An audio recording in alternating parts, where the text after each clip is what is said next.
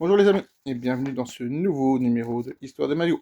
Donc la semaine passée, je vous avais montré le dos de ce maillot floqué Didier Drogba, et donc il fallait trouver bien sûr le maillot de la Côte d'Ivoire, et c'était pour la période 2014-2016. Donc durant cette saison, l'équipe nationale a rencontré des victoires contre le Salvador, le Japon, la Sierra Leone, la République démocratique du Congo, le Nigeria, le Cameroun, l'Algérie, l'Angola, le Maroc, le Ghana, le Libéria, le Gabon, le Soudan, la Guinée et le Mali.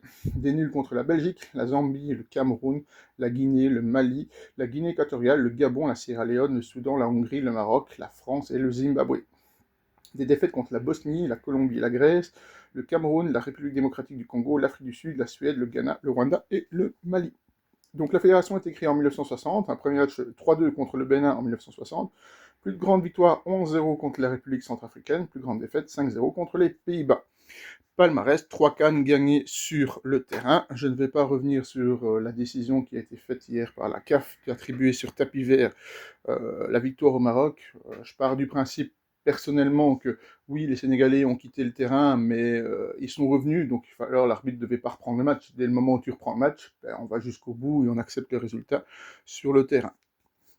Enfin, donc, le maillot vert extérieur de la Côte d'Ivoire 2014-2016, fabriqué par Puma, a eu un accueil globalement correct, mais pas exceptionnel parmi les fans. Donc voilà les tendances et opinions qu'on retrouvait à l'époque.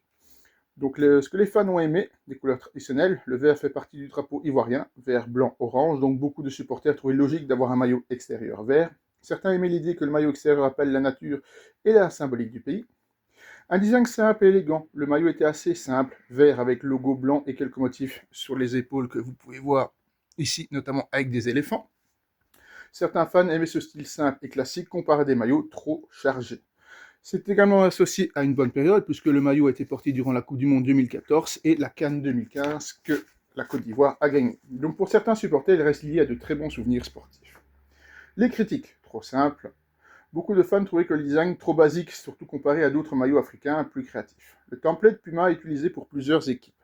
Puma a utilisé presque le même modèle pour plusieurs sélections, ce qui donnait l'impression que les maillots étaient peu originaux, moins iconiques que le maillot orange. Le maillot orange domicile reste largement le plus populaire chez les supporters ivoiriens, donc le vert était souvent vu comme secondaire. En conclusion, plutôt positif mais tiède au niveau de la réception, les fans aimaient les couleurs et la simplicité mais trouvaient que le design un peu générique. Sa popularité a augmenté après la victoire à la CAN 2015. Alors on va s'intéresser à des matchs mythiques de la Côte d'Ivoire, mieux connus sous les éléphants. Certains glorieux, d'autres douloureux, mais tous ont marqué l'histoire du football ivoirien.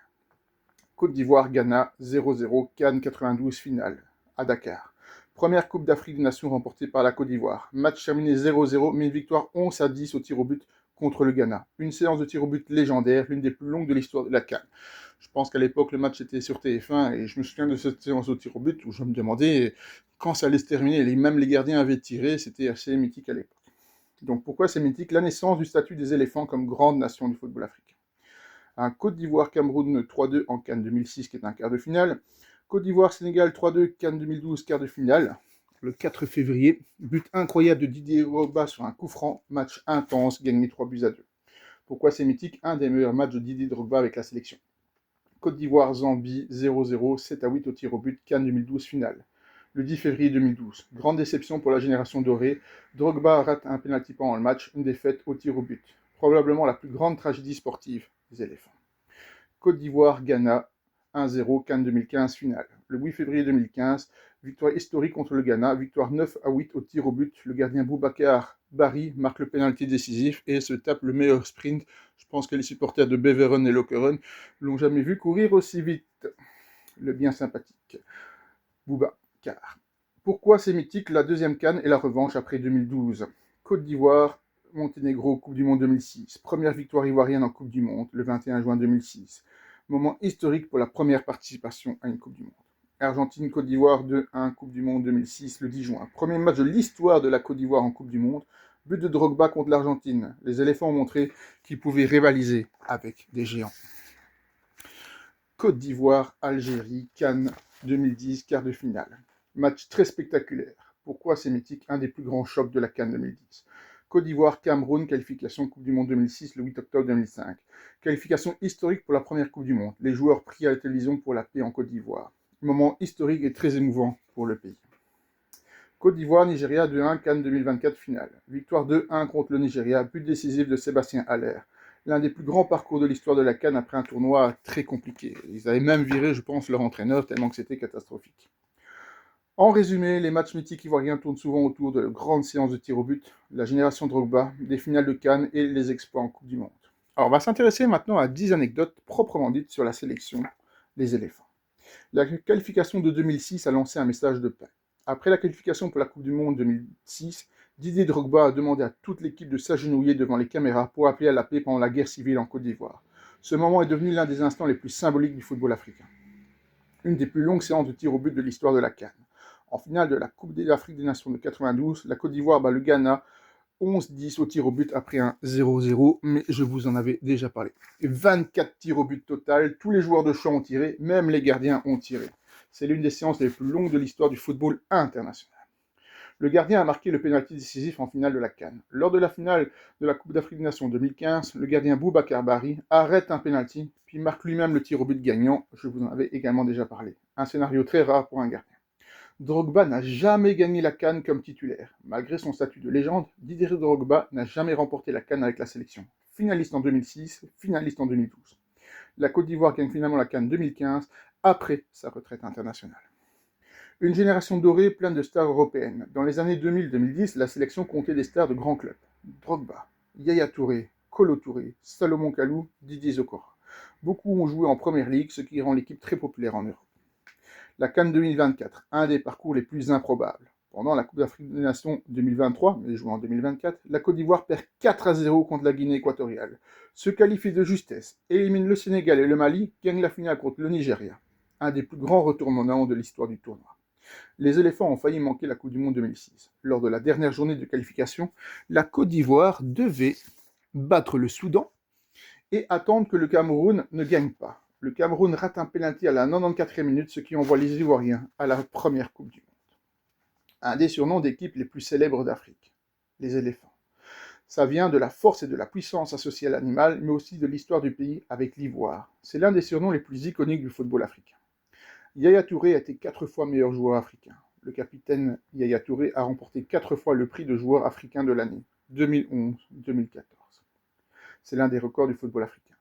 L'équipe a joué un rôle politique dans le pays. La sélection nationale est souvent vue comme un symbole d'unité nationale. Dans un pays marqué par des tensions politiques, les éléphants ont souvent été un facteur de rassemblement, notamment pendant les années 2000. Alors on va s'intéresser maintenant à 10 anecdotes sur les maillots. Le maillot orange vient directement du drapeau. La couleur principale du maillot est l'orange, inspirée du drapeau national orange, blanc, vert. C'est devenu l'une des couleurs les plus reconnaissables du football africain. Beaucoup de supporters appellent même parfois l'équipe les oranges, en référence au maillot. Le vert a longtemps été le maillot extérieur. Pendant de nombreuses années, la sélection ivoirienne portait un maillot extérieur vert. Ce choix vient aussi du drapeau national. Le vert symbolise la nature et les forêts du pays. La Côte d'Ivoire a eu plusieurs équipementiers différents. Avant les années 2000, la sélection a changé souvent de marque. On avait pu voir Adidas, Le Coq Sportif et US Sport. Mais depuis les années 2000, l'équipementier principal est Puma. Puma a signé l'un des premiers gros contrats africains. Dans les années 2000, Puma a fait de la Côte d'Ivoire une équipe phare en Afrique avec le Ghana et le Cameroun. La marque a beaucoup utilisé des stars comme Didier Drogba dans ses campagnes. Le maillot 2006 est devenu culte. Le maillot porté lors de la Coupe du Monde 2006 est l'un des plus célèbres. Car, première Coupe du Monde de la sélection, génération Drogba-Touré, design orange avec des détails noirs très reconnaissables. Certains maillots ont intégré des motifs d'éléphants. Plusieurs designs ont utilisé des motifs de peau d'éléphant, de graphismes tribaux pour rappeler les surnoms de l'équipe, les éléphants. Le maillot blanc a parfois servi de troisième tenue. Même si les couleurs principales sont orange et vert, la sélection utilise parfois un maillot blanc. Ce troisième maillot est utilisé quand l'adversaire porte de l'orange ou que les couleurs se ressemblent trop. La CAN 2015 a rendu un maillot très populaire. Le maillot porté lors de la Coupe d'Afrique des Nations 2015 est devenu très recherché par les collectionneurs. C'est celui porté par Yaya Touré, Gervinho, Boubacar Bari pendant la victoire contre le Ghana. Certains anciens maillots sont très rares aujourd'hui.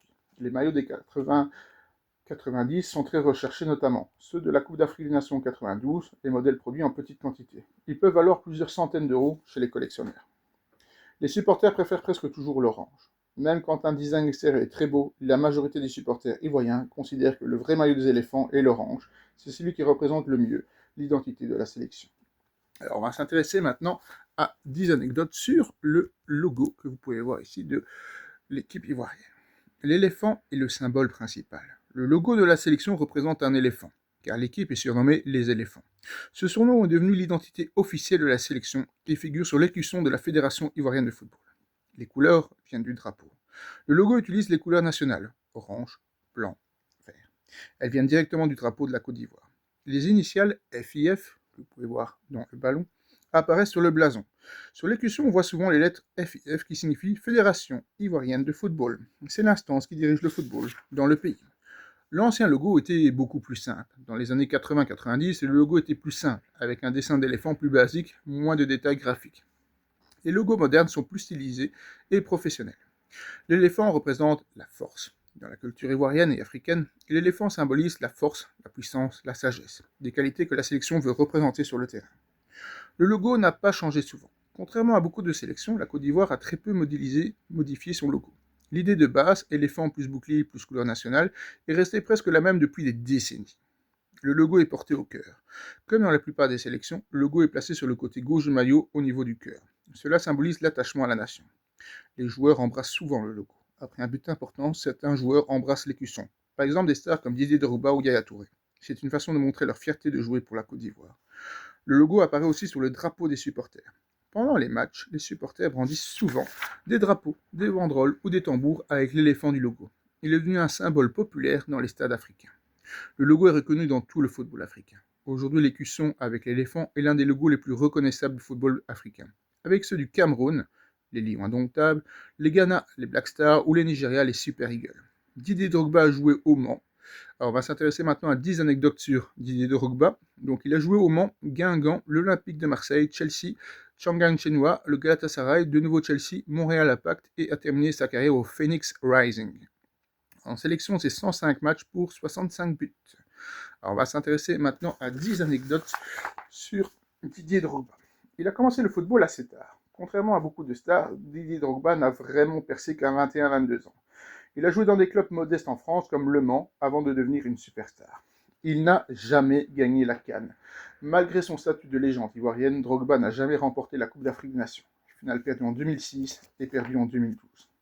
La Côte d'Ivoire gagnera finalement la CAN 2015 après sa retraite internationale. Il a aidé à arrêter une guerre civile. Après la qualification pour la Coupe du Monde 2006, Drogba a demandé à ses coéquipiers de s'agenouiller devant les caméras et appelé les Ivoiriens à arrêter la guerre. Ce moment est devenu l'un des gestes les plus célèbres du sport africain. Il était très mauvais en anglais à son arrivée en Angleterre. Quand il arrive à Chelsea en 2004, Drogba ne parle presque pas anglais. Au début, il communique surtout en français avec certains joueurs et le staff. Il est considéré comme l'un des joueurs les plus clutch de l'histoire. Drogba est célèbre pour marquer dans les grands matchs. Finale de la Ligue des Champions 2012, plusieurs finales de FA Cup et des matchs décisifs avec Chelsea. Il est souvent appelé un des meilleurs joueurs de finale de l'histoire. Il a failli devenir comptable. Avant de réussir dans le football, Drogba pensait arrêter sa carrière et chercher un autre métier. Il étudiait la comptabilité. Il a marqué dans 4 finales de la FA Cup. Avec Chelsea, Drogba a marqué dans 4 finales de FA Cup. C'est un record historique pour la compétition. Il a acheté un hôpital en Côte d'Ivoire. Grâce à sa Didier Drogba Fondation, il a aidé à financer des hôpitaux, des écoles et des projets sociaux en Côte d'Ivoire. Il a joué sur 4 continents. Dans sa carrière, Drogba a joué en Europe, en Asie, en Amérique du Nord et en Afrique en fin de carrière. Peu de grands joueurs ont une carrière aussi internationale. Il a été proche de devenir président du football ivoirien en 2020. Drogba s'est présenté pour devenir président de la Fédération ivoirienne de football, mais il n'a pas remporté l'élection, ce qui a surpris beaucoup de fans. Voilà tout ce qu'on pouvait dire sur ce maillot de la Côte d'Ivoire et de Didier Drogba. Donc voilà le maillot que je vous présente la semaine prochaine. Alors, pas beaucoup d'indices. Il est blanc et un des rares à longue manche que j'ai. Voilà. Si vous avez une idée, bonne chance. Celui qui le trouve, je lui tire mon chapeau. Voilà, à la semaine prochaine pour de nouvelles histoires de maillots.